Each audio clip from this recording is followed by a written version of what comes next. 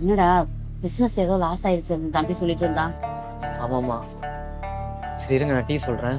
தம்பி வேணாம்டா, டீயெல்லாம் ஒன்றும் வேண்டாம். அப்புறம் என்ன பண்ண போற? தெரிலம்மா என்ன பண்ணுறதுன்னு. டேய், உனக்கு பிசினஸ் லாஸ் ஆகுறதும் லாபம் வர்றதும் உனக்கு தெரிஞ்ச வேலையா இருக்கலாம்.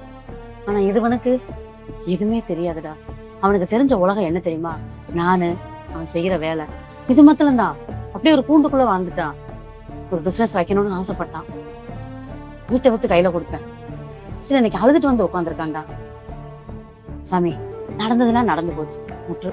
இங்க பாரு, ஒரு 5 லட்சத்தை நீ வச்சுக்கோ, ஒரு 15 லட்சத்தை மொத்தம் கொடு. ஏதோ அதை வச்சு நான் உனக்கு என்னாச்சும் உனக்கு பாத்துக்கிறேன். ஏமா, அவன் தான் அறிவு கட்டத்தனமா பேசியிருக்கானா? உங்களுக்கு அறிவுல சுத்தமா?